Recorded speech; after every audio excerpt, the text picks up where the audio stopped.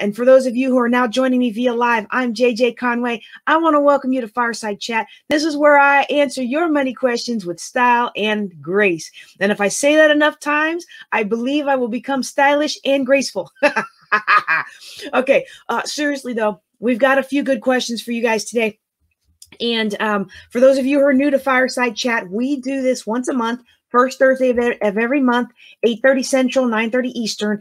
And it is my opportunity to answer your questions anonymously. If you have a question that you want to ask live, I encourage you to dial in to the free conference call, and we'll get those questions at the end. Of course, I didn't think when setting up the stream to go ahead and pre-program that number. I'll do that next time. You know, we're getting better. It's a work in progress, okay? But for now, I've already taken up enough time. Let's go ahead and get to this month's question set, all right?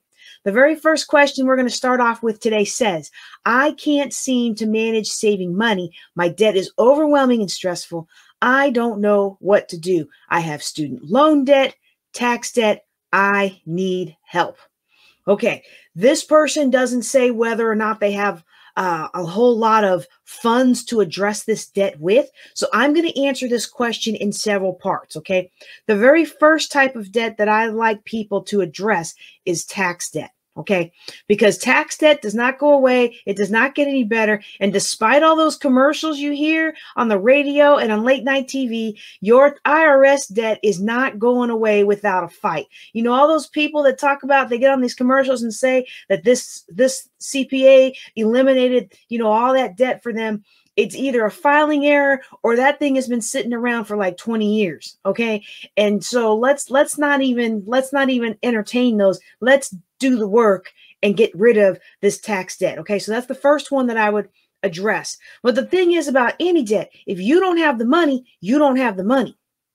All right. And so if you don't have anything to pay with, I don't want you putting payments on a credit card or payments on a store card or taking out payday loans to pay off debt, because what you're doing is you're creating a spiral effect, and it just spirals down and down and down and down, because you're taking one to pay one and another to pay that and another to pay that and another to pay that, and the next thing you know, you're caught up in this whirlwind. And so we don't want to do that today. Okay, so I encourage you to go to a tax professional. If you need a good CPA to try and chat with, I've got an excellent CPA. Her name is Abera Okoye. She is the wealth building CPA. She has done good by me for over 12 years now, 13, 14 years. I don't know, but we started out in Sherman Ragland's investment group, Capital, DC RIA, and she has taken very good care of me, and she was able to operate in all the states. Okay. But you can find yourself a good CPA there in your local area.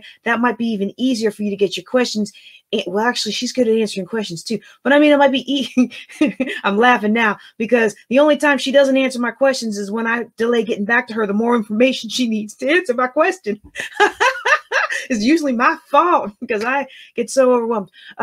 Anyway, but it's sometimes we just like to have somebody we can sit down with face to face, even in a time of COVID. And so the very first thing you want to address is that tax debt. But that aside, when we handle debt and we don't know what to do, the very first thing we need to do is make a commitment to ourselves. We need to make a commitment to ourselves that we care more about our financial future and our financial longevity than we care about what our bill collectors think of us, that we care more about our future than what our family thinks of us, especially around about Christmas time. We have to care more about our financial future, and we have to value ourselves enough to decide that we are going to stop digging the hole deeper. And I remember that first Christmas after my divorce that ruined, well, actually, it didn't ruin my life, but it set me back. It actually was a good thing now that I think about it. Okay, we'll have that conversation some other time. But because I'm pretty happy now, right? But seriously, though, and I'm live. You know, it's real life. Okay. But seriously, though, well, when I was that first Christmas, I remember being so embarrassed. I was making six figures, but I was in $800 plus $1,000 of debt. And I was trying to pay everything I could pay. And I was trying to do everything I could do just to keep my head above water, because I knew if I got in too deep, and if I didn't make this arrangement or that arrangement, and I didn't pay this debt or that debt, I was going to lose my security clearance. And if I lost my security clearance as a physicist in the Air Force, I didn't know how I was going to find work. Like, it's not like you can be a physicist in the Air Force and you just say, okay, I'm going to go out and I'm going to go start designing weapons for, I don't know, Google. Okay. Nobody really needs my skill set outside of the Air Force. I could have gone civilian, but I still would have needed to be able to do that job, because the civilian scientists who've been trained like I was all had clearances to do that job. You know what I'm saying? Like, some things you do in the military, they don't translate well to other things. Now, don't y'all come asking me to build you no bomb. Y'all know I had a bad car accident. I probably couldn't do that anymore if I wanted to. So just go away on that. Saying that for all my foreign partners out there. Okay, this is the worst fireside chat ever. Oh my goodness. Okay, seriously though, it was the hardest thing in the world for me to call up all these people and say, I am a major in the Air Force, but I cannot pay you. I know I make 6 figures, but I cannot pay you. It was the worst thing in the world for me to do that, because it was so embarrassing. And it was me having to admit publicly, and to all of these different creditors, all of these people who are judging me based on my credit history and my payment history.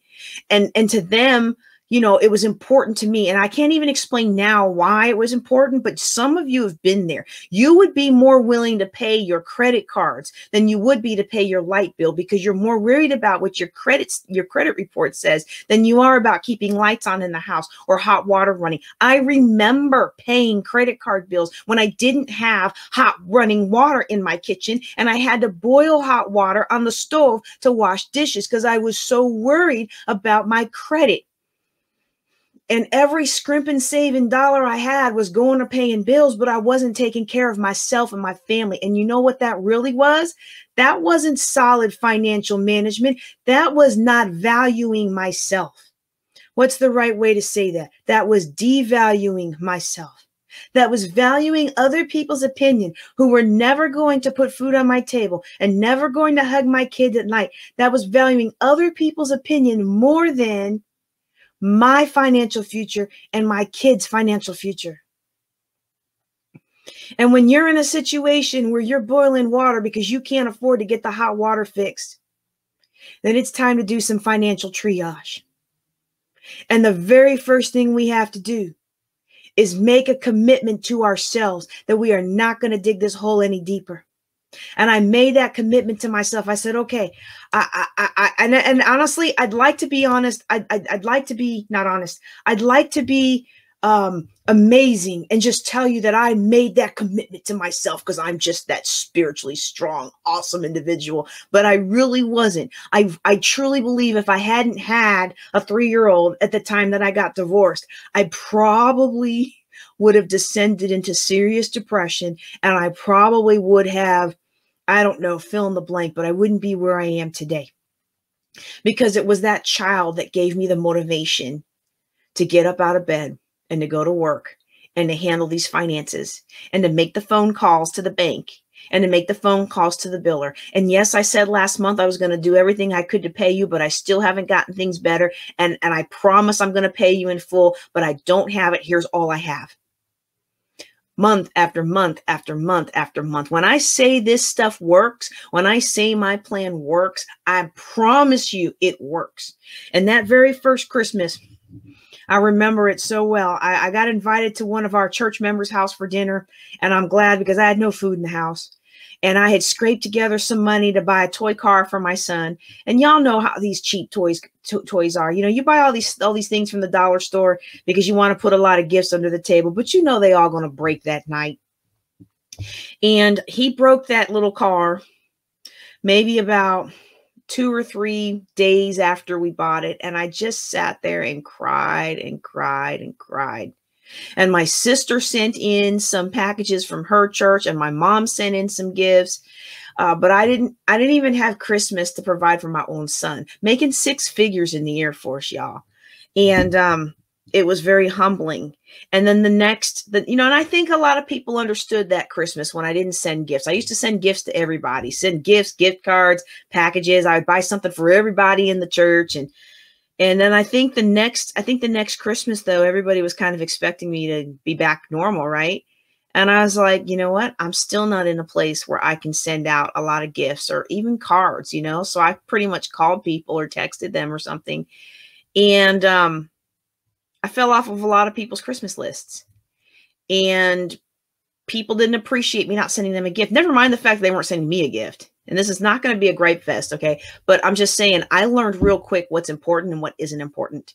And when you make a commitment to your financial future and you make a commitment to doing what you need to do to stop digging the hole deeper, you're going to find out real quick who your friends are. And you're going to find out real quick what's really important, okay? And so if you can't manage to save, you've got a ton of debt, you're worried about taxes and student loans, my recommendation is that you follow what a lot of people call the baby step plan, where you line up your debt smallest to largest and then attack the smallest one with everything you have. Now, if you tell me that you have enough money to save and you have enough money to pay your monthly bills, then I encourage you, hey, start saving, get that savings account so that when something else happens next week, you're not set back by having to go back into debt, but you can actually afford to pay for it out of pocket. The car, something happens with one of your lights, your kid does like mine did and throws a ball through the window, right? You know, you need an emergency fund for those kinds of things so you don't go deeper. But if you have enough to have extra, to throw extra at your bills, then stack them smallest to largest and knock them out and just do it and value yourself enough that you will do it. That's really what it comes down to. You know, what it really comes down to is a lot of us, we don't really value ourselves, or we don't feel any hope that we really can make it and that we can succeed. We feel like it's so impossible and that it's just so hard. And we look at everybody else having a good time and we look at everybody else. You know, I still look at other people like, you know, I retired from the Air Force as a lieutenant colonel, and I would look over at some of my peers like, where did you get the money to do all this? And I understand that all this was generally on debt, but I'm like, how are you going to pay that? But now I get it, because see, I don't have to go back to work and get me a good government job. See, I have the financial flexibility to stay home with my family, which is what I always wanted to do in my heart in the first place. And I could have done it a lot earlier, but I never stopped to realize that I actually had attained that level. Okay. And so, you know, I look at, and now wait, let me back that up. Okay. I believe that more people can really stay home with their kids than they think. We think that financially we're doing what's right. If I hadn't gotten divorced, I probably would have stayed home with my son. I do believe it was the best thing that I could have done, but I didn't have that option. And I worked in a job that you can only do one kind of job. I didn't have any other training. I didn't know how to teach financial planning. I didn't know how to teach leadership like I do now, right? Like I didn't know how to teach you how to coach, and I didn't know how to teach you how to speak and how to write a book. Like I didn't know how to teach those things. I knew how to do those things, but I didn't know how to teach those things the way I do now, right? And so that actually leads me to my next recommendation for somebody who's really struggling. First, you got to value yourself enough to do it. Then you've got to attack it with the steps. The steps work. They're not sexy. They're not amazing, but they work. And then we look at ways to increase your income. And a lot of times we increase your income by taking what you know how to do and tweaking it in a way that you're now pouring into the lives of others. This not only blesses you and helps you stay grounded, but it also allows you to develop additional forms of income. And during this whole time of COVID, one of the things many of us wish we would have had was additional streams of income. I had some income streams that dried completely up with the whole time of COVID, but I had other income streams that skyrocketed. Okay. So it's all about having multiple streams of income once you get to the point where you can do that. When I was $800,000 in debt, I couldn't even breathe, let alone think about adding one more stream of income. Okay. I was already going to bed at midnight and waking up at 4 a.m, right? So you got to start with where you are. And I would love for you to sit down and talk with me about how to do that. All right. Our next question, I need help with paying student loans. I need a plan and help. And again, this is going to be a pretty cut and dry. I promise I'm not going to go on my student loan rant. Oh, look at this. I'm actually going to get off a student loan question without going on my student loan rant. But for those of you who haven't heard my student loan rant, do not get a student loan. Avoid it at all costs, whether it's on the student or the parent. Do not get a student loan. You do not need a student loan to go to college. All right. There are ways to go to college without a student loan. But if you have one, I recommend the same thing as any other type of debt. Rack and stack it and then attack it smallest to largest.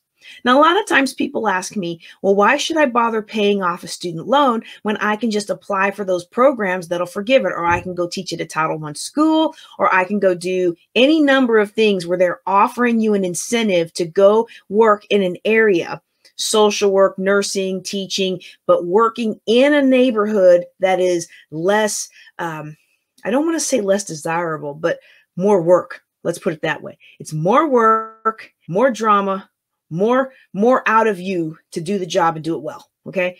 And so, there's reason that they dangle that carrot in front of people, but very few, I think the statistic is less than 1%, even who serve their 10 years, less than 1% of them actually get their debt forgiven. So you take your future into your own hands and let's knock that thing out. And again, if you need a plan, I can help you develop a plan. Okay. Now here's the flip side. Oh, I love this next question. Maybe I should have done this one first. Okay. They're trying to tackle college savings for their 4 children. They've got 4 kids, ages from 12 to 5. They've got a healthy amount to set aside each month. And once they get out of debt in a couple months, they'll have some more they can start investing. Okay. So they've researched educational savings accounts and 529 plans, but they're not sure which one to go. And so one of the questions they're asking is, should I put more into the 12-year-olds because they have less time? And they estimate, this is smart. They're looking, they've even calculated this out. Like whoever sent me this question, like I can't see the names right here. Like I just see the questions, right? So when my assistant prepares these, I purposely don't want the names because I don't want to accidentally say something, right? Since we broadcast this and then we extract these questions and we put them into the podcast. So like, I do not want to broadcast your business on national TV, right? Ooh, let me speak that. Okay. But seriously, this person, whoever you are, they put it out. They're estimating their kids are going to go to local community college. Here's how much that costs. Here's how much the books and everything they think are going to cost. Here's their goal, and they're $200 a month short of the goal of what they think they're going to need to invest in order to account for paying for all of that for 4 kids out of pocket when the first kid is 12 and the youngest one is 5. Can we just give this person a hand? I don't know who you are, but wow. You are like in the 99th percentile ahead of everybody else who comes to me talking about college. Okay. And there's some really big deals with college loans. Okay. So I'm not going to get on a rant. I have to tell myself this. You think I'm saying this for your benefit. I'm actually saying it for myself. So I can tell myself, don't get in a rant, don't get in a rant, don't get in a rant, don't get in a rant. Okay. The thing about college loans is that they are very unregulated. And aside from the federal loans, which themselves are a ripoff, but they at least have regulations around them and consumer protections. Aside from the federal loans, there's no regulations, and student loans of any kind are not bankruptable. And what a lot of people who come to me about their student loans, what they've done is they took their federal student loan that they got 10 years ago, and it's just been sitting around deferred. Now they make more money, and now they want it to be paid, and they can't afford the payment. So then they go and they get a consolidation loan, but they get a privatized consolidation loan with no protections. That bank can charge you whatever interest rate they want to charge you. That bank can put whatever terms they want to put on it. That bank can do funny with your money, and you end up holding the bag. And so they're not bankruptable, and it's just nasty. It's siphoning wealth out of our poorest communities. This is what college debt is doing. It's siphoning wealth out of our poorest communities. Our poorest communities, those parents are working hard to put their kids and give them a better life. And they finally get an opportunity to go to college, and they have to take on all these loans. And we think we're doing such a great thing for our kids, and we think we're giving them an elevated life. But what we're actually doing is now we're degrading their quality of life. This is why the statistics show that African Americans and Hispanics in this country right now in 2020, this is the first time that the generational wealth is declining from generation to generation in Black and brown peoples. And interestingly, everybody else is increasing from generation to generation, but African American and Hispanic wealth is declining. And a huge part of that decline is the student loan. Because I'm going to stop. I'm going to stop, but I'm going to say one last point. Because the student loan siphons your future investing ability. It siphons your future buying ability. It siphons your future purchasing power. It takes away all of these things that those whose parents have saved up for and got their kid to school for free, not free, but without out of pocket to the kid. Now their children are starting up here, and your poopy-doo who had $100,000 loan and then went on to become a social worker is down here. And a social worker's salary is not going to be able to pay that loan for a long time. And by the time your kid gets up to the same level as the children who graduated with no debt, they've taken off and tripled, quadrupled, exponentially grown their wealth. You almost can't catch up if you're not careful with these student loans. And so I know I'm going to get somebody who says, well, I took a $6,000 student loan and I paid it all back in 3 years because I became a lawyer and I'm amazing. Yeah, great. I'm glad for you, but you're not the person who comes to me. I very rarely get somebody who comes to me like that. Okay. So that was not a full rant. That was just a little bit of a taste of a rant because I can talk. Those of you who've been on my Wealth Building Wednesdays, you know I can go on college loans for like an hour. Okay. So this person, whoever you are, kudos to you. You have really calculated this out, and they're like, okay, and I'm $200 a month short. And I'm reading this like $200 a month short. Go full steam ahead, and that $200 will work itself out in the meantime while that 5-year-old is growing up, right? Like I'm looking at that like after all of this, oh, they're going to be fine, right? One thing I will say about the investing, there are different types of ways to save for money for college. And before I say anything else about ways to save for money for college, one thing I want to tell you, all you grandparents out there, don't buy your poopy-doos, your grands, the joy of your life. Don't buy them a whole bunch of dollar store Christmas gifts this year. Get them $5.29 contributions. Hang on a second. Excuse me. Hang on. For those of you watching on live stream, go Steelers. By the way, whenever I'm live, my Steelers code is activated. So if you want to get out to buildingwealthtogether.com, you can go and use Steelers as a discount code for any course that you're interested in. Okay, so if you're a grandparent, did you know that if you open up a 529 for your grands, it does not count against their financial aid? So when they fill out their FAFSA later, the money you've been saving up for them does not count against their financial aid. So I want every single person here who is a grandparent to open up open up and fund. You got to do both. Open up and fund 529 plan for your grandchildren, every single one of them. If you want to spend $1,000 on gifts and on game systems and whatever that new PlayStation 5 or whatever it is that's coming out, give them a 529 plan. In fact, there's no limit on what you can put in. The only limits on what you can put in really comes down to gift tax. Now, this is not the situation of the person who asked the question. I'm just throwing this out there because I know a lot of you, my most successful clients, have been mature women who realize that they have spent so much of their life giving to others that they have not yet taken care of their own finances. And then I teach them how to do their own finances, and then they surpass me. I'm like, wait a second now. So I know a lot of my audience is in the age range to be enjoying the fruit of their parenting, to have grandchildren. This is something you can do that will set them up for the rest of their life. All right. And you can put in as much money in that 529 as you want. Now, of course, if you put in more than the allowable gift amount per year, then you have to pay tax. Well, you actually don't have to pay tax on that unless you give like 5 million or 11 million or whatever. Trump made it now. That's a CPA question, but you can front load 5 years of gift.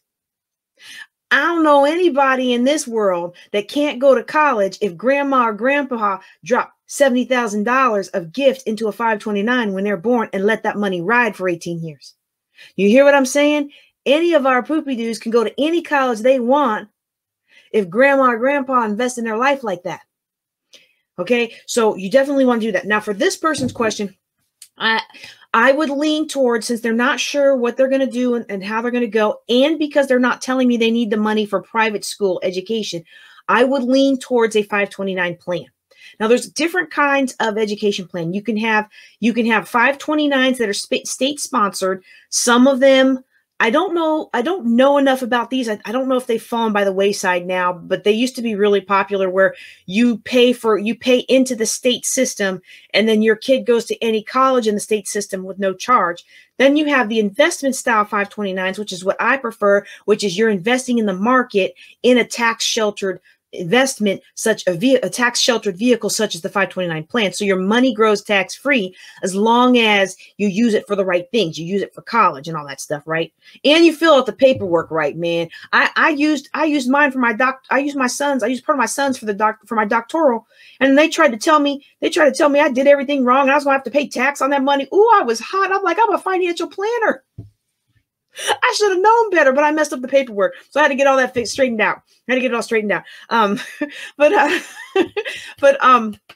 There's a 529. So those are the two types of 529 that are more common. There's all kinds of different things you could do, but those are the ones that are more common. I recommend the ones where you're actually investing, and I especially recommend the ones where you could be in charge of that investing and make it a little more aggressive than the lifestyle or the life cycle or the age-based, because they're gonna be more conservative.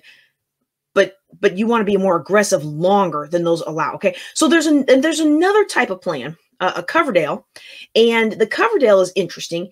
I used to not recommend this, and I had to go back to several of my clients about 2 or 3 years ago and say, I told you not to look at the Coverdale. I told you to go with the 529 because you didn't need private school funds. But there are some really neat things that you can do with the Coverdale that you can't do in any of the 529s that I know of right now. Okay, so what a Coverdale is it allows you to save up to $2,000 a year per child. So the 529, if this is my child, okay, if this is my child. Well, that's the same color as my hand. You can't see that on the screen. Okay, if I've got a child, mom and dad can open up a 529. Auntie can open up a 529. In fact, I had one for my niece, and then she didn't go to college, so I was like, okay, transfer that to my son.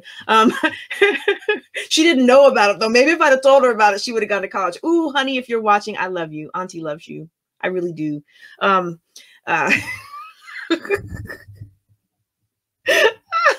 For those of you who are just watching for the first time, I promise you I'm not this much of a mess during every fireside chat. But everybody can open one up. Okay. Grandma and grandpa can do it. Auntie can do it. Anybody can open one up. Anybody can put whatever money they're in there. They have to balance their own gift tax exclusions and all that kind of stuff.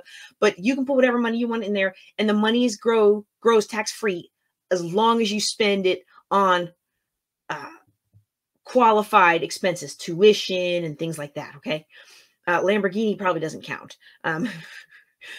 But a Coverdale is different. A Coverdale is per person. And so per person, you can only do $2,000 a year for your kid. This is why I didn't want to recommend this for a lot of my clients years ago. Well, what I found out a couple years ago is that you can actually have what's called a self-directed Coverdale. I don't know of any self-directed 529s yet. If any of you listening or watching knows of one, let me know. I'd love to explore it. But with a self-directed Coverdale, if you know how to invest in things like real estate, or if there's some things you got to be a little careful for, but my self-directed IRA, I could invest in cryptocurrency, I can invest in real estate, I can invest in almost anything out there, except for a very small number of things that the IRS says no. Okay. So what I have discovered is there are a lot of real estate investors out there who set up the Coverdale. They put their $2,000 a year into it for their child, and then they use that $2,000 a year to participate in real estate deals that turn into $50,000 or $60,000 a year. Who can't go to college off of $50,000 or $60,000 a year? All right. So this is a fantastic technique. Oh, I lost like 2/3 of my folks on Facebook. I don't know if it's because I took my niece's 529 plan or because I'm talking about college too long. That's the hard part about social media. Like, you can see when something you say resonates with people because they give you all the likes and loves, and you can see when they don't like it because boy, oh boy, will they drop off in a hurry. All right. For those of you listening live on the free conference call, if you have a question, don't forget to dial *61 to put yourself in the queue. And from time to time, I will check it. Okay. So the other thing with a Coverdale is that you, how do I want to say it? You can use a Coverdale to cover private school. You can't use a Coverdale to cover, you can't use a 529 to cover private school. Now, the thing for me is when I had my son in private school, that thing was like $7,000 a year. That $2,000 a year wasn't going to go very far, right? But again, if you know how to maximize a self-directed Coverdale, you can turn that $2,000 into $60,000, $70,000, $80,000 with real estate. Okay. I can't vouch for the other things you can invest in and on. I've not done those things. I know some people who've done very well with crypto. I have not yet. So, that's not something I'm going to even pretend to try to tell you how to do. But I do know many people who have repeatedly done well with real estate in a self-directed Coverdale. Okay. So for this particular person, I would go ahead and start up the 529. If you're in Virginia, I think it says something about Virginia. If you're in Virginia, I think they have a good plan that helps save you some money on your state income tax. I would look for that. When I established a plan for my son, at the time we were living in Maryland, I do believe. And since we were military and we were both out-of-state residents, setting up the Maryland plan didn't do our son any good. And my home state at the time was Pennsylvania. Or no, I was Florida. No, I had moved to Florida. My hometown at the time was Florida, and there was no benefit to establishing a Florida plan. There was no tax benefit. Florida doesn't have a state income tax. Okay. So we went with New York, which was offering the best analytics at that time as far as making your money. Okay. So when you want to research which one to use, you can actually go to clark.com. Clark Howard has a great guide to choosing a 529 for your kid. Okay. If your state plan offers you benefits for your taxes, that's a great one to go with. If not, look and see which one's performing the best or which one gives you the most flexibility in choosing those aggressive investments. All right. How are we doing on time here? All right. Uh-oh. Okay. Whew, for a second, I thought we lost the phone. I'm like, no, the people who were on free conference call, they were so patient with me while I was setting up the StreamYard. All right. Hang on.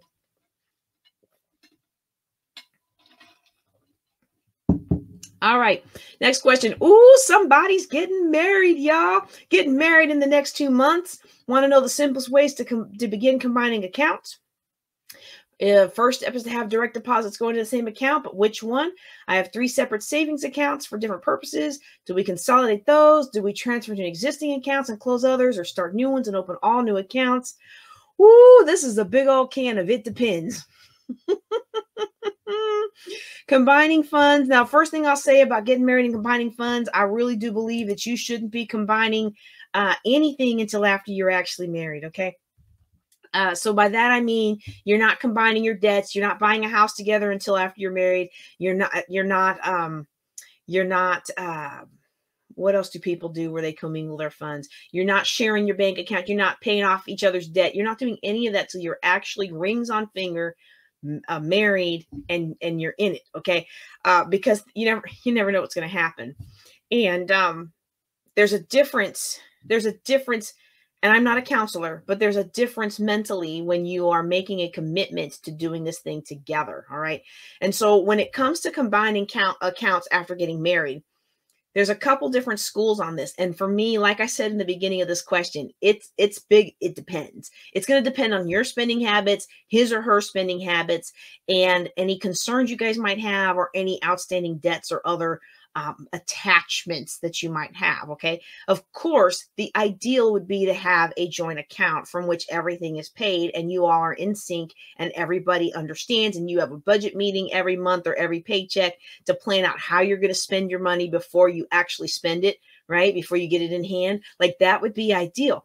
But some of us come to the marriage with issues. Some of us have issues with spending. Some of us have issues with not stopping spending because we still have checks left, even though the money's gone, right? Some of us have issues with spending because we have a card and the account has overdraft protection. So we don't really understand that we're adding more and more fees and eating up our spouse's hard-earned money.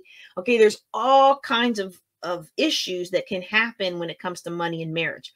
The ideal is to begin talking about it. The ideal is really to sit down before you're married and start talking about the budget, maybe not actually combining the budget yet, but start talking about the budget. I remember the very first Church of the Living God International Church that I went to. And the pastor there was talking about the rude awakening that he got when he married his wife, because he was like me, a very, very frugal man.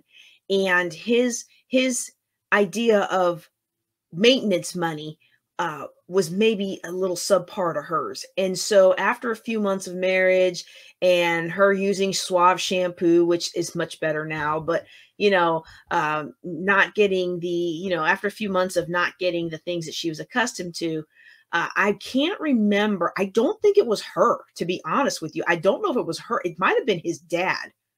I should get this story a little straight before I give it to you next time. I may have to fill in a few blanks, but I don't remember who it was that knocked some sense in him. But I remember the sermon because I was having a really hard time with this whole man is the head of the household thing. And he started teaching this sermon about how he was wrong. And whoever it was, again, I want to say it was his dad, but whoever it was that knocked some sense into him was like, look, when you courted her, she looked a certain way. You liked the way she looked. If you want her to keep looking that way, and if you want her to keep dressing that way, and if you want her to keep acting the way she acted when she courted you, you need to give her a maintenance budget. And what you should have done with your cheap self was talk to her dad and find out how much she costs. And I was like, wow, not only was that pretty insightful, but that was pretty man enough. I don't know the right word to say, but I thought it was very big of him to get up there in front of the whole congregation and be like, I was wrong. So you want to talk through those things beforehand, and you want to understand what are each other's non-negotiables. Okay. This time of COVID is a little different. My hair and my nails, I'm really not as picky about, but as a public speaker, those are non-negotiables for me now. I guess my ex-husband would have wished they'd have been non-negotiables for me 20 years ago, but oh well, his loss. But there are just some things that, you have to maintain, and they're just some things that you want to do. Y'all know I'm a very big fan that, or not a big fan, but I'm always saying that poor people have large TVs and rich people have large libraries. And so it took some realization before getting married to my husband that the large TV and the amount of money we spend on cable and the amount of time that he likes to spend watching TV, that is part of who he is. And I'm not going to try and change that, because I like who he is. It's part of who he is. And as much as I talk about, I can't stand paying for cable, I'm going to pay for cable because it makes that man happy. Actually, technically, he's going to pay for it. So there you go. But you really want to get through all those things, and you want to have those discussions, and you want them to be real discussions. I would say, and some people aren't going to like this, but I would say you pull each other's credit reports and sit down and talk about it. And I won't say why I say that because I don't want to embarrass any of my friends or family right now. But let's just say I know people who've been really awakened after they get married, thinking that their spouse had a lot more money and a lot less debt. And then they get to some important purchase like a car or a house or something big like that and get the rude awakening of all the debt that their spouse is in. Okay. You want to go through those things now. But as far as the accounts, it's really up to you. Again, in my book as a financial planner, the best scenarios where you guys can come together, all your things go into one account, maybe a couple savings account for different sinking funds, like you're saving for a car, saving for a house, your main savings account, your emergency savings account, your reserve hidden savings account that you don't ever look at and you forget it's their account. I'm okay with all of those kinds of things. But the most important thing is to be able to talk. When I get somebody come to me that has a spouse that cannot stop spending to save his or her life, in those situations, I actually do. And this is contrary to what most Christian financial planners will tell you, because we really do believe that you should be one with your spouse. But when I've got somebody who's like that and they're spending the money faster than the breadwinning spouse can earn it, In those cases, I actually do recommend that you have separate accounts, one for the main bills and then a fun account that is in the spending spouse's name, so that when they mess things up, it's not affecting the other spouse as much. Okay. Those are some pretty extreme situations, but how you do it is going to depend on what works for you. A lot of professional married couples like to do the 3 accounts, the his, hers, and the joint, and each contributes to the joint, and then the joint covers all of the necessary bills. Okay. Some people prefer, again, to have that one account, but whatever you do, the most important thing is that you sit down and have these conversations and that you know what each other is doing. Whenever I have somebody come to me that's got a his and hers and joint account, sometimes I wonder, what are you trying to hide? What are you trying to hide from your spouse? What are you trying? Why don't you want your spouse to know how much you make? Now, some of that can be scar tissue from a previous relationship. Lord knows I've been there, done that, and so is my husband. In fact, both of us have spouses who are so poor with money and paying their bills that me and my husband, because of our exes, wouldn't be able to qualify for a lot of loans anyway, even if I didn't live a debt-free lifestyle and wanted to go take one on. You know what I mean? So that's how I actually found out about subject to real estate investing, where you just take over somebody else's loan. Amazing topic. But there's different ways to do it, and it's all going to be situation dependent. In this case, if you're wondering about consolidating, if you're wondering about adding her or him to your account, the first thing I would ask you to do after you've done the talking, the maintenance, what are my non-negotiables? Let's look at each other's credit reports. The next thing I would do after that is I would seriously ask myself, what is giving me hesitation here? Why am I worried about whether or not I should add them to my account?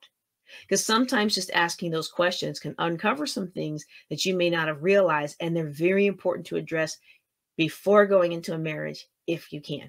Now, here's the thing. This is why I kind of not hesitate, but this is why I kind of say this a little bit tongue in cheek, because I kind of feel like in today's day and age, people just say anything, tell you whatever to get the ring on their finger, So you really, I mean, I don't want to be pessimistic, but I just have, whenever there's a little hesitation when it comes to money, I encourage people to listen to that because it's trying to tell you something.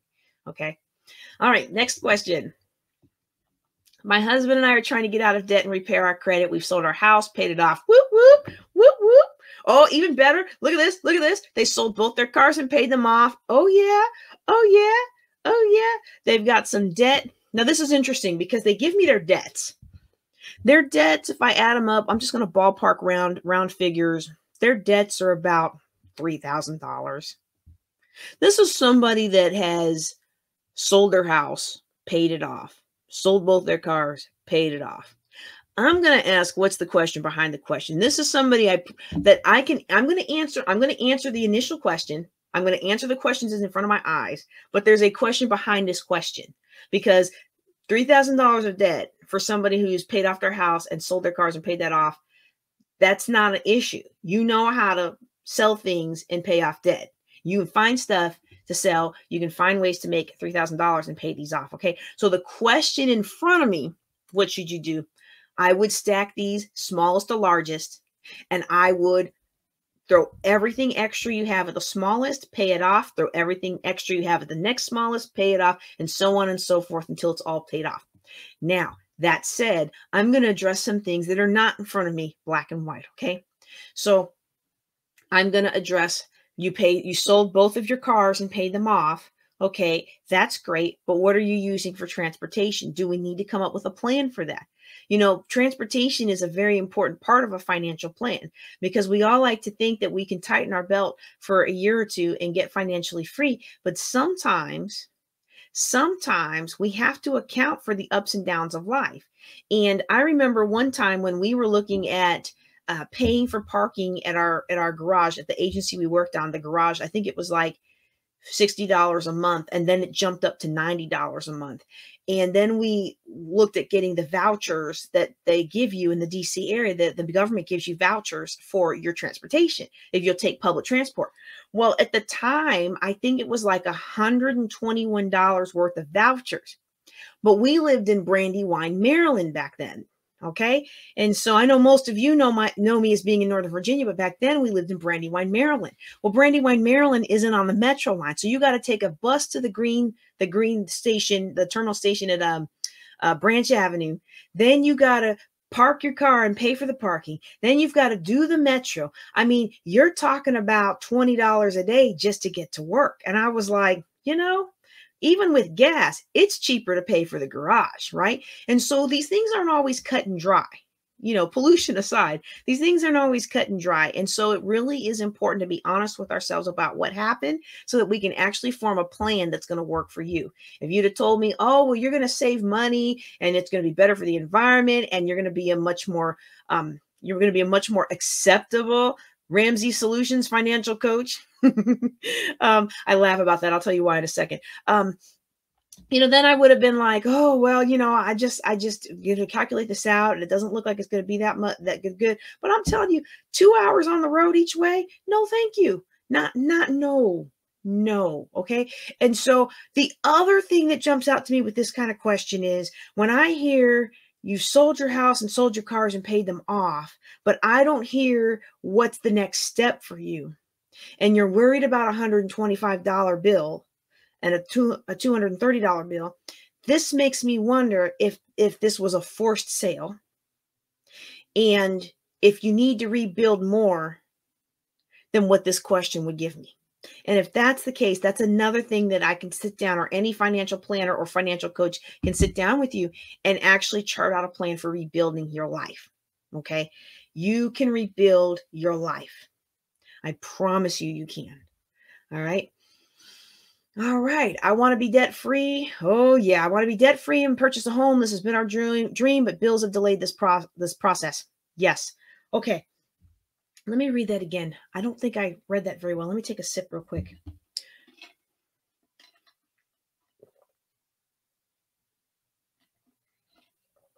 Go Steelers. For those of you just joining us live, my Steelers code is open anytime I'm recording live. So you can go to my website and get a nice discount off of any class, buildingwealthtogether.com. Next question. I would like to become debt-free and want to purchase a home. This has been our dream. Yes, it is the American dream, y'all. But bills have delayed this process. Okay, so bills definitely do delay the process. But I'm going to tell you something. I'm going to tell you something that a lot of these credit repair agencies don't tell you. The number one way to improve your credit is to pay your bills on time every time for at least a year. That's it. No, that's not it. Not have so much debt. That's a big part of it too. In fact, you can go out to FICO.com, FICO.org. You can go out to the FICO website and they'll give you a breakdown of what goes into your credit score. But I'm telling you right now, they don't show you, but paying all of your utilities and all those kinds of bills on time, every time really factors in. Okay. So if you want to purchase a home one day, that's a great way to start. If you want to become debt free, you follow the process. You follow the process about getting intentional about where you want to go, getting your starter emergency savings to insulate you from the ups and downs of life, knocking out debt, starting with the smallest debt and working its way up to the largest debt until you knock them all out, saving a larger savings account so that you can be prepared for things like COVID, right? And then paying off and then investing in the market so that you are, no kidding, letting your money work for you, growing your money, investing your money, taking care of your retirement, and then taking care of any obligations that you want, such as like your kids' college or things like that. Okay. So that's the step in the process. And, when people are building up their savings, sometimes they want to use that also for a house. And I recommend that you do both. Like I recommend that you have the 6-month savings and the house savings. I don't recommend you go into a house with no savings, because as a homeowner for many assignments and somebody who chose to rent for quite a long time in between owning homes, I'm like, you know what? Every time you buy a home, there's a million things that go wrong. And even with a home warranty, there's money, there's expense, there's headaches, there's time lost in getting stuff fixed with the house that you don't have while you're renting. Okay. And so I had one client that was similar to this, and they came to me and we worked together for about a year. And I'm so proud of them. This Christmas, they saved up the money they need for their Christmas gifts and everything. I'm super excited for them, for the progress that they've made. but the thing is they were like, but my goal was to buy a house by the time I'm 50, and we're following this plan and we're knocking out debts, but I just don't see how we're going to get there because it's going to take me forever to save up enough money. It's going to take me forever to save up enough money for a down payment. And I was like, well, you know, actually, there's a really neat real estate technique called subject to investing. I teach about it in my real estate 101 class, and I actually have a deep dive. And once you get debt free, I will teach you how to do this, where you will be able to get into a house very, very quickly. It be your own house very, very quickly. And while you're doing that, you're not only not taking on more debt for yourself, but you're actually relieving a burden of somebody else who's either in over their heads or has some kind of bad situation where they need to move in a hurry and they need somebody to please, please, please take this property off my hands. Basically, subject to investing is where you take over somebody else's loan. Okay. And it's part of my debt avoidance, reduction, elimination strategy of investing in real estate. Okay. Great question. You can do this. You absolutely can do this. Okay. All right. Next question. I'm trying to determine if I should use my 401k to pay off a debt. Woo! Do you, okay, those of you who are listening via free conference call and who will be listening to this when we take these questions and put them on the podcast, you cannot see the machinations of my face right now. I already take the worst face pictures when I'm public speaking, but this question makes my face scrunch up in crazy ways because no. Okay, I'm not going to say always no. Of course, there's always things that are situational dependent, but I am not a big fan of using your 401k to pay off your debt. For one, you've got penalties, you have all kinds of other things. There may be a payback period that you're not able to do. And then people tell me, oh, well, I have 3 years to pay this back, or I have X years to pay this back. I forget exactly what it is with a 401k. Oh, I've got all this time to pay this back. And I'm like, you know, if you could do that, you wouldn't need to take that loan in the first place. Okay. And so, you know, whether you want to take a loan or whether you, you can take a loan from your 401k for certain things, but it has to be certain things. There's certain things you can't take a loan for without having to pay all the fees and penalties. And if you just take the money, period, it's like 40% by the time you add up all the fees and the penalties. That's not worth it. You know, I'd rather, you know, I actually had somebody who was like, yeah, I need an extra $3,000 this month. I'm going to go and take that money out of my 401k.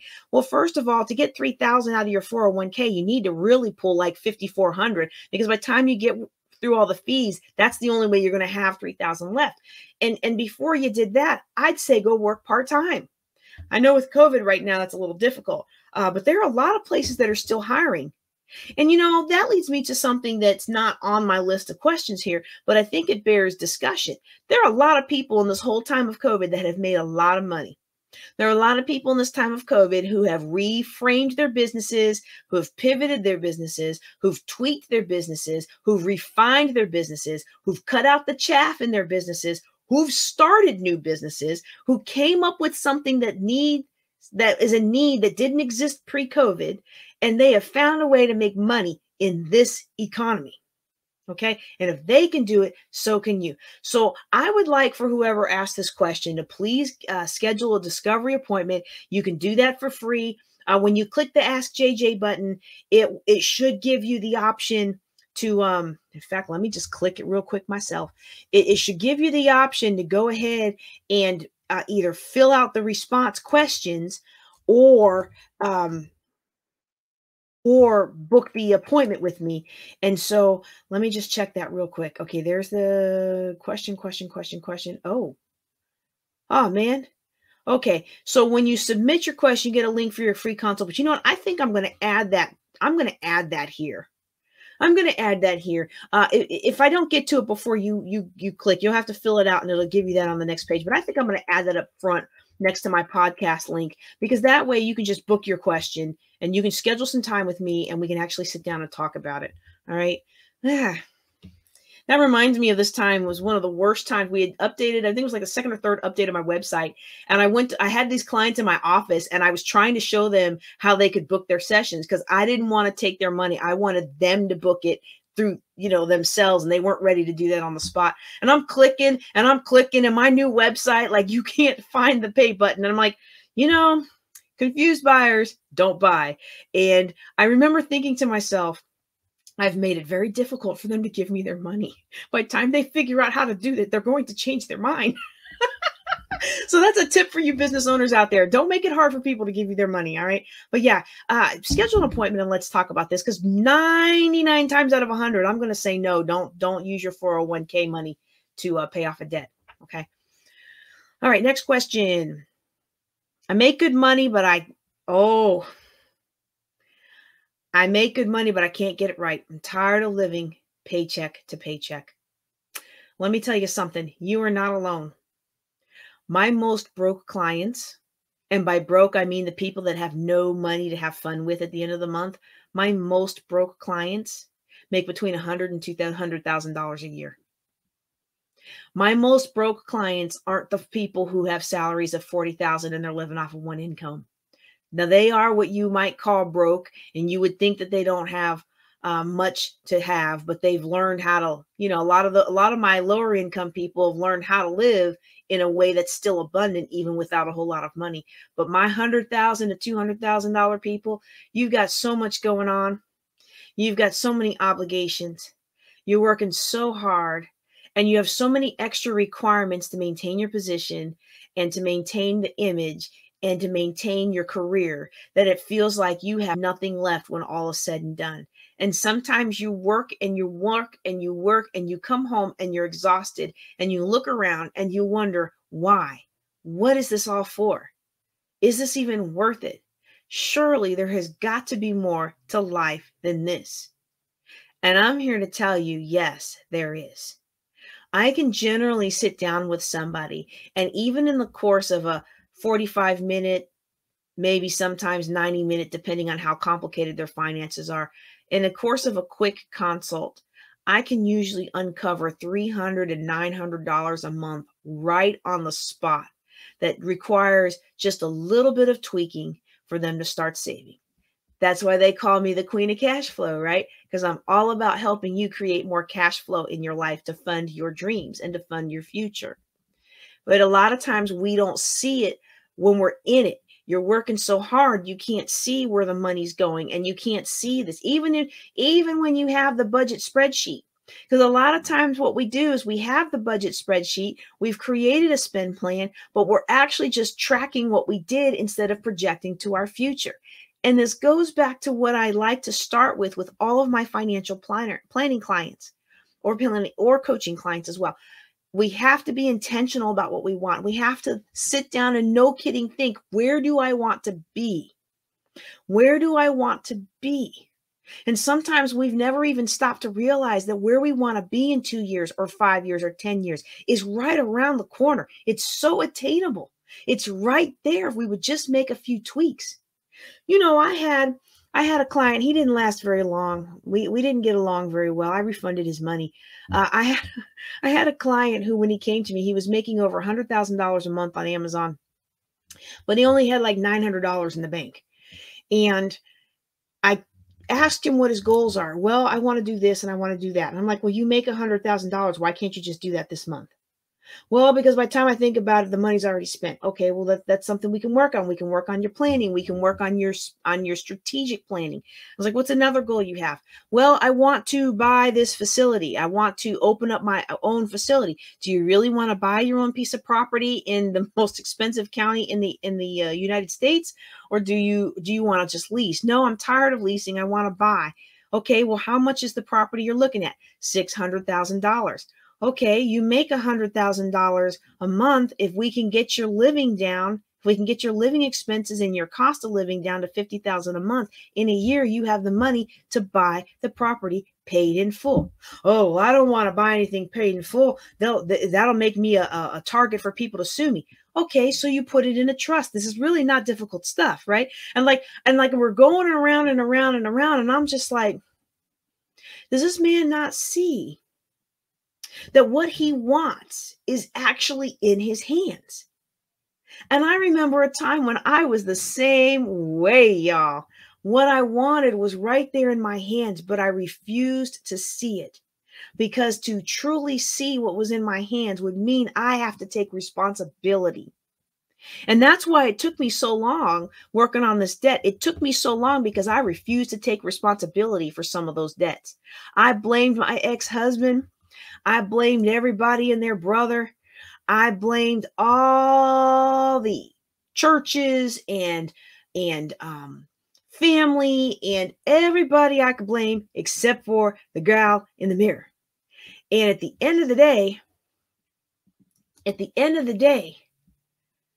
the only person who's responsible for the direction and future of your life is you. People can stop you. People can block you. They can delay you. But their blockage, their stoppage, their delay is not forever. You hold your future in your hands, and it starts with personal responsibility. It also starts with letting somebody show you your blind spots. And that's where a financial coach comes in. You know, sometimes people ask me, well, why are you a financial planner and a financial coach? Well, I became a financial planner first, but I realized that a lot of what my clients needed, especially my higher earning clients, that didn't, like this person I'm telling you, what they really needed was more coaching. They needed someone to hold them accountable for the things that they say they want done. And they needed somebody to be able to ask those questions to help uncover what's going on inside that keeps them from doing what they're supposed to do.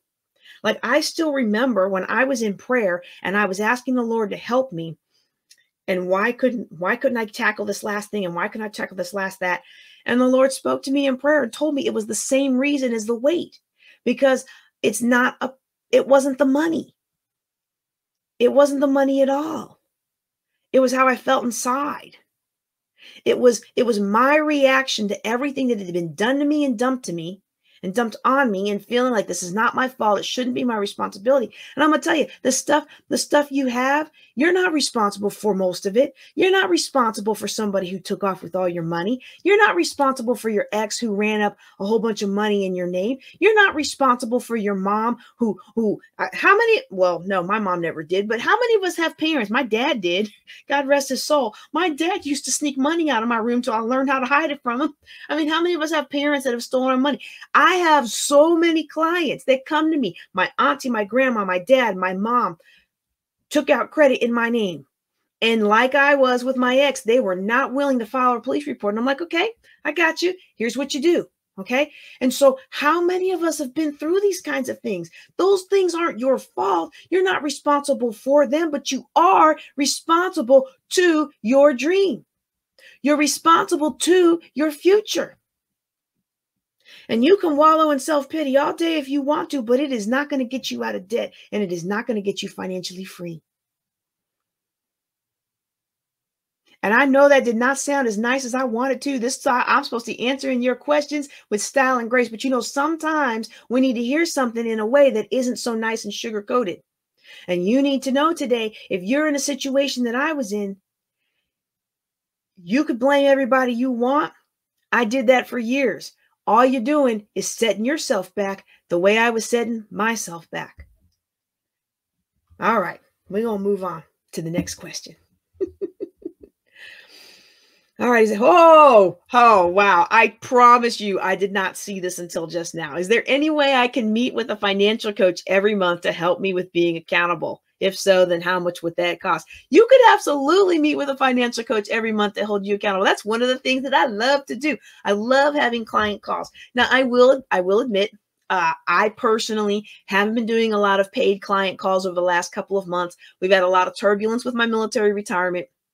And so I probably won't start taking paid clients until the beginning of the year. So a lot of my former paid clients are actually really beneficial, because anytime I have a few moments, I text them. I'm like, hey, I'm driving, or I'm here. If you have a question, call me. Office hours are open, right? Like, they're getting all this free coaching because I can't be dependable right now, just with the schedule fluxes and the moving and the selling the properties and all this kind of stuff. don't want to commit to something I can't do, and I don't want to take your money unless I can give you more value than what you paid for. So that dispensation is going to be over pretty soon, because I think we're getting into a good rhythm now. But yes, meeting with a financial coach every month is an excellent way. Sometimes every week, sometimes every other week, whatever it is that you need is an excellent way to hold yourself accountable. And so then the question says, how much would that cost? And this is where this is where I gotta say it depends again. All right, because the thing is everybody's got a different situation and everybody needs a different level of help. I get some clients that when I read their situation, I'm like, ooh, this might be a very profitable client for me, because what they need a lot of help with, I can provide value in a little bit of time. So, they need big value, but I can do it in a little time. Ooh, this is going to be a great client, right? Because, and then I get to talking to them on the phone, and I cut them off after about halfway. I'm like, you know what? You don't need to pay me. Here's what you need to do. Let me cut you off halfway through our free discovery session. You go do this homework and then call me back in, 2 or 3 months, and we'll do the other half of your free discovery session. And then we'll take it from there, because these folks already are on the ball. They've already done the research. They already know what they need to do. They just needed a little push. And sometimes being able to bare your soul out to a friend, or a non-friend in this case, is the push you need. Sometimes that's just what you need. Okay. But there are some people that really need a lot of help. If you need help writing pro rata letters, and I know this is going to sound counterintuitive, because if you have to write a pro rata letter, that means you can't afford to pay your bills. But if you need help writing pro rata letters, and you need help with me to help you call your billers and all those things, then I'm going to need to have compensation, because now you and I are in a client financial planner relationship, and I have to carry insurance, and I have to do all kinds of other things on my end to ensure that I can prove that I operate in with your as your fiduciary, not as your fiduciary, but with your financial interests at hearts. I'm not going to be your payee or anything like that, right? But because I just don't want to do that business. But I will help you, and I will call you, and I will help you write the letters and all those kinds of things. And that takes on extra risk for me. So then I have to be compensated for that. Okay.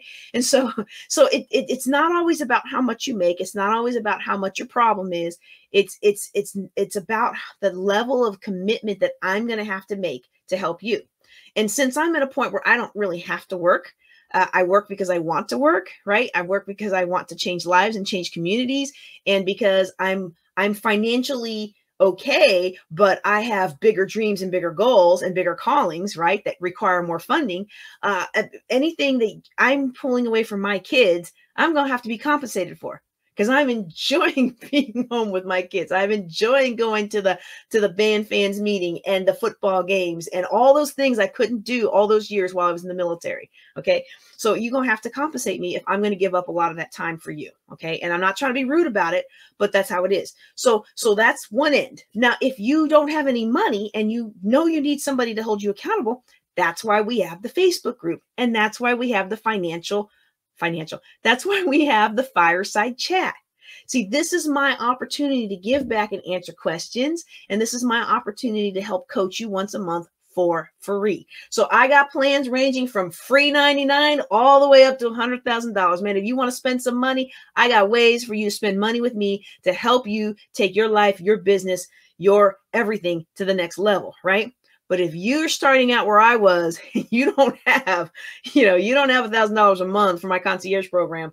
You come to the Fireside Chat and you join the Building Wealth Together Facebook group, and we will get you the help you need, and we will carry you through that time and show you how to get yourself financially free. All right. Woo. Great question. All righty. Let's see. We are about out of time for tonight. We are about out of time for tonight. Let me see if we have any more questions. Oh, yeah, that one's time sensitive.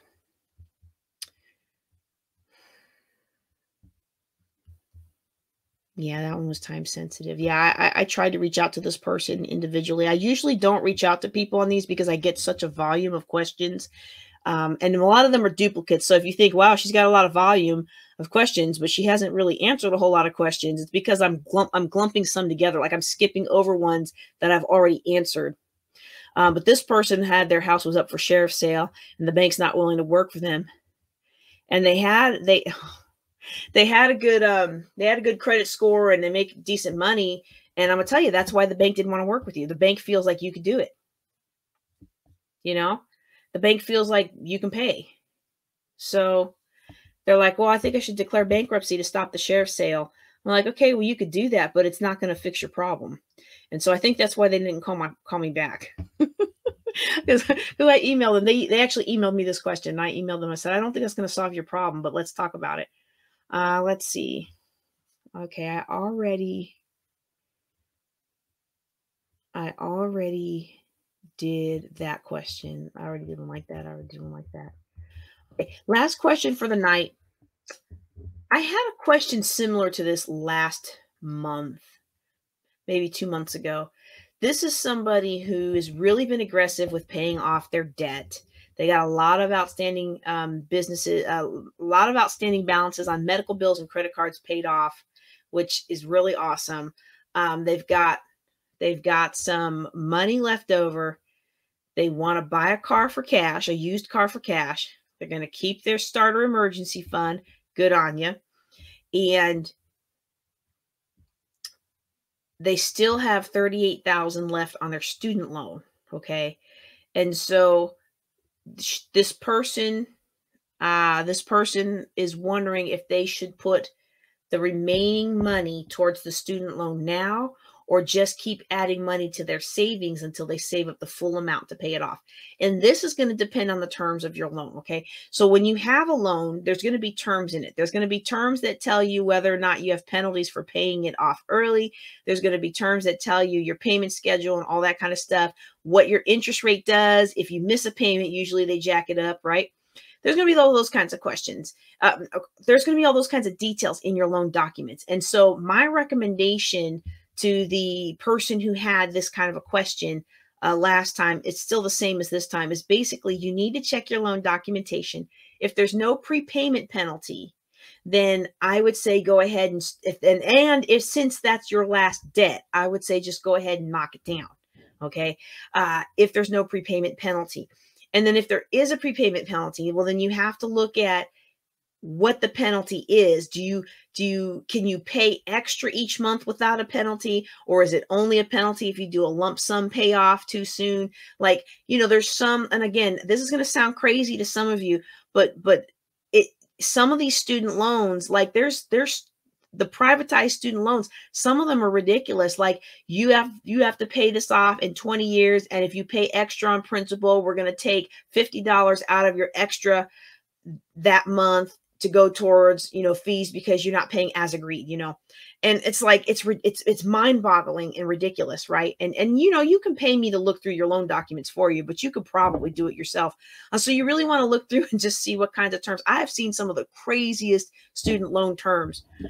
But if it's not a monthly prepayment penalty or a monthly additional payment penalty, and if there's not a big prepayment, like you're not going to have to pay an extra $500, then yeah, just pay it off.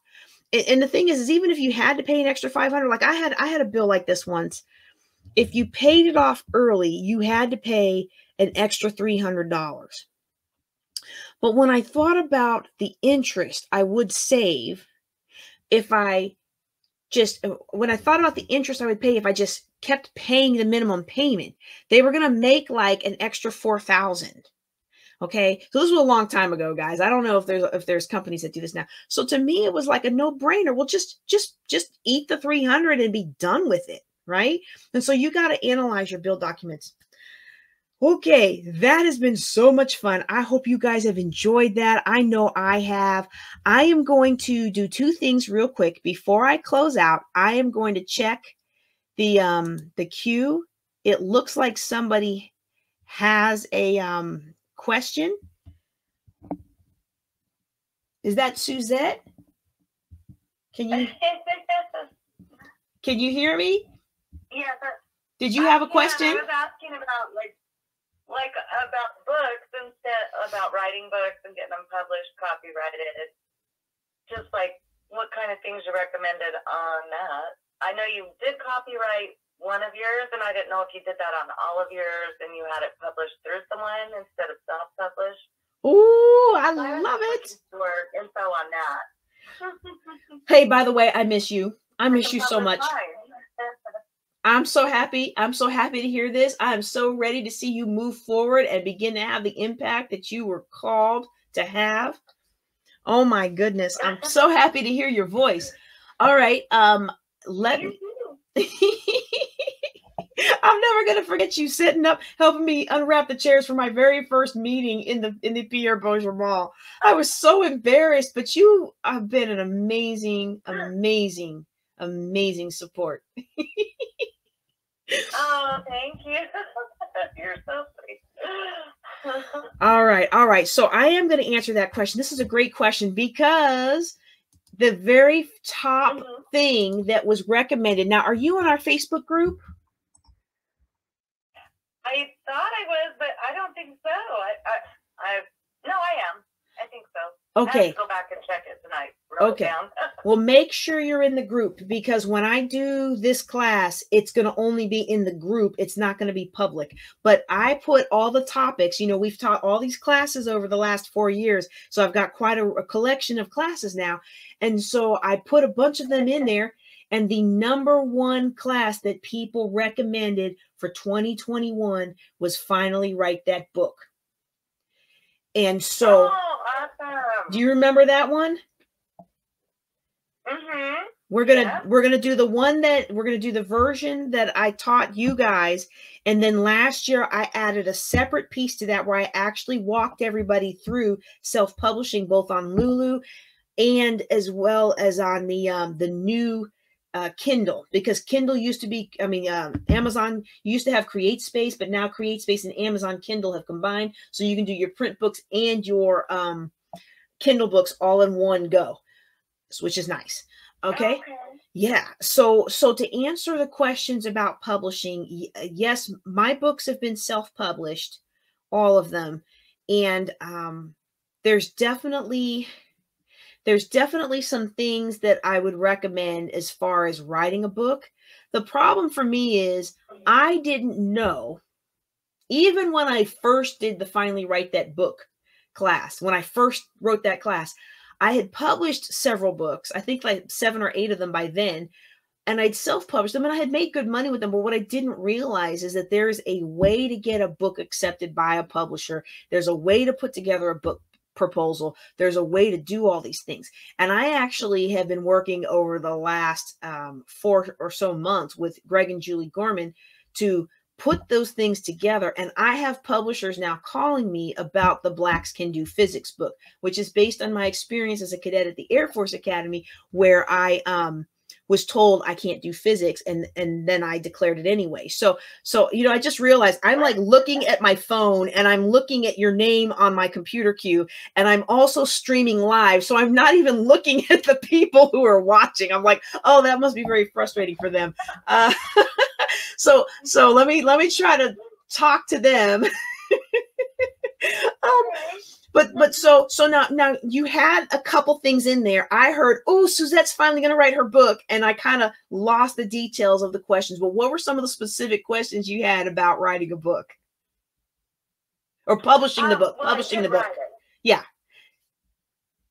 So I wanted to know, do you recommend like to do a couple of hard copies, and like where you would recommend getting like your cover, that kind of thing, like putting it together and get out there? Oh, okay, sure, great. Now that's a great question, because I had joined, when I did Stop Blocking Your Legacy, I joined a group of authors that was like 20 of us, and we all wrote Amazon reviews. We all gave a free copy of our book to each other, and we all wrote Amazon reviews for each other's books, so that on launch day, we would already have a full palette of reviews. Okay. I would not recommend doing that because, I mean, it's a great way to get yourself to a #1 position on Amazon. But there was a little bit of awkwardness where some of the books that I reviewed were actually really bad.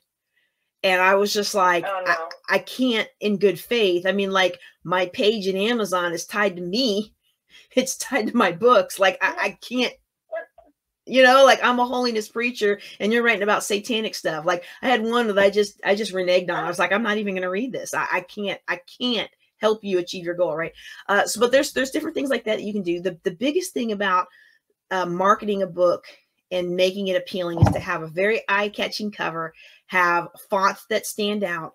And if you're going to go through like Create Space, there are people on Fiverr or Upwork that know how to perfectly format the book for the number of pages that you have. They'll know how to format the cover so that it fits perfectly in Create Space's dimensions. Unless you have a fluid cover design where the edges, it's okay if there's a little chop off here or there, you may not want to do that yourself. But it's up to you and your skill set. But you don't want, if you look up my book, Stop Blocking Your Legacy, this author group, they were like, JJ, this is the worst book cover we've ever seen. Well, I didn't know what I was doing. I just grabbed one of those, you know, when you go on any of these self-publishing pages, they have a thing, they have a book cover thing that you click, you add your picture, you add your text, and you have a cover. And I'll tell you right now, that's the only cover I don't recommend. And you can look it up, you guys, and anybody who's watching online or anybody else who's listening on a free conference call, you look that book up and then don't do that, okay? But I wrote that book specifically for a conference, for our second annual Building Wealth Together conference. I wasn't intending to sell that book anywhere else. I wrote it specifically for that conference and for the VIP dinner, and it served its purpose. So that's definitely the kind of thing where I would recommend hiring a professional if you can. And so Fiverr or Upwork? Right. Fiverr or Upwork are two websites I've used in the past. I know things don't cost $5 on Fiverr anymore, or if you find somebody doing stuff for $5, it's usually not going to be very good. But you can still find cost-effective work. You can still get cost-effective design work, audio visual work done on Fiverr. And Upwork is more of a longer term thing. Like if you have something where you have a series or something like that and you want to work with somebody, you know, Fiverr is usually more of like short-term gigs, whereas Upwork is more like a relationship. You're hiring somebody for a relationship. But those are two places to go. What else? Well, I was also wondering about tech people that you know locally maybe or whatever. I just need someone to walk me through, like, with my website, all kinds of things. But I have seen where you can hire computer people, but I don't know if you knew anyone specifically familiar with websites. Well, and that's the problem with Shreveport, Bossier City, is most of the people that I know who were doing things, like with all this COVID, it's kind of brought out the worst in some people, and it's caused other people with a lot of talent to go use their talent in other ways. You know, so like I really don't have anybody local that I could recommend that you can sit down with. Like if I was there, I could sit down with you on your website, because I used to have a web hosting company before I sold it. And I used to design websites for people. One thing I will say about a website is it doesn't have to be as complicated as people think, because if you make it too complicated, then you have to get in there and update it. And you might even be able to get away with like a Facebook page for your book if you want something like that. So it's all about what you want. Well, this is for dental. Oh, yes. You know what? I saw. So it will be complicated. And so it's way over my head. Okay. All that I have to do. Well, now that's something. I'm ready, so I just need to get someone to walk me through it so I can get familiar. Well, here's what you can do is you can book some time on my calendar, and we can sit down and we can walk through what you want, so that when you go on Fiverr or Upwork, if you think you're going to have somebody maintain your site for you, when you go to hire somebody, you'll at least know what to tell them you're looking for, and you'll be able to show them what you're looking for. Okay. Okay, cool. Yeah, that's going to be hard to triage over the air like that. But I'm super excited, because I was just 2 days ago, I was thinking about you because I drove past somebody else billboard that does dental things, and they called it DDS, and I was like, wow, this is going to be a thing. This is going to be a thing.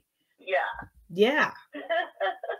Well, I mean, it's just you have so much Awesome. talent. I think you have a lot of talent, and I think that anybody is going to welcome you into their office to help them automate. Well, thank you. I hope so. I'm trying not to give away too much of your business to all these strangers on the internet. What's that? Well, I hope that I can help them, because I just know where like the little errors that add up are a problem. So I really hope so. Yes. And being able to quantify that, what's the value of all these different little errors, and how much money can you save, and how much time can you save, and time is money. You're going to be able to articulate all that. Absolutely. Yep. All right. Anything else I can answer for you tonight? No, but I really thank you so much. I appreciate that. Yes, ma'am. I appreciate you too. And I don't see anybody else in the queue there on free conference call. So let me go back to the live stream. I don't see any questions in the live stream. So unless somebody wants to jump in real quick, I think we're done for the night. Y'all, I want to thank you so much for being on with me today for the Fireside Chat.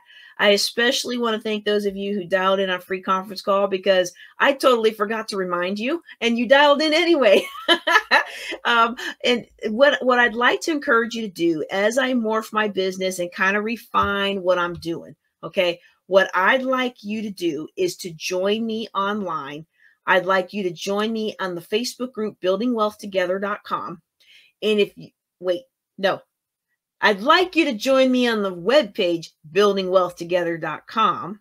Because when you subscribe to the buildingwealthtogether.com, it adds you to my mailing list, which we've moved from MailChimp to Aweber. And apparently I did something crazy. So for like a month now, you guys haven't been getting any podcast notices or any newsletter. So I got to fix that. But we're in the process of rewickering things to make it more efficient for you to get the information you need, to make it easier for me to kind of have a framework to work in, so I'm not so wordy. And then also be able to streamline what you're getting, so you're not getting 2 or 3 emails from one from Meetup, one from Facebook, one from MailChimp. Like, we're trying to really make our customer experience even better and better and better. So I want you to subscribe at buildingwealthtogether.com. And if you're on Facebook, that's where that Facebook group is, where we're going to be doing most of these videos. Like, sometimes I'll do them on my page like I am today, but a lot of the really juicy videos, those are going to be in the Facebook group only. All right. So I think that's all the announcements. No, I have one more announcement. Keep your eyes peeled, because Monday night, get some paper, some pens, get whatever you need to take some notes. Monday night, we are finally going to do the Purpose, Vision, Goals workshop. It's going to be so good, y'all. It is worth the wait. Okay. And we are also going to be doing sometime tomorrow afternoon. We are going to do 7 steps to go from 6-figure debt to 6-figure income. It's a new class that I've put together.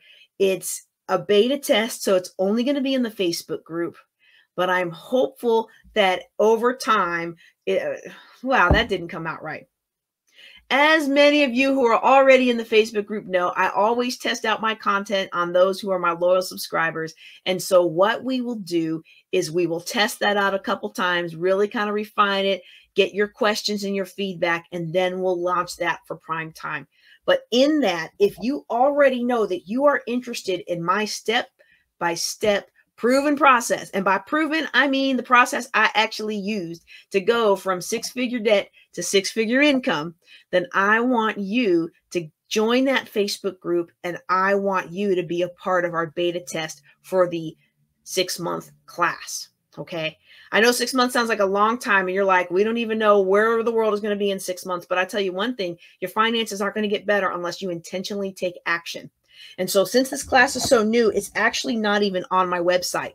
Okay. And so you'll find out more. Did I say tomorrow? Yeah, I think we're doing it tomorrow.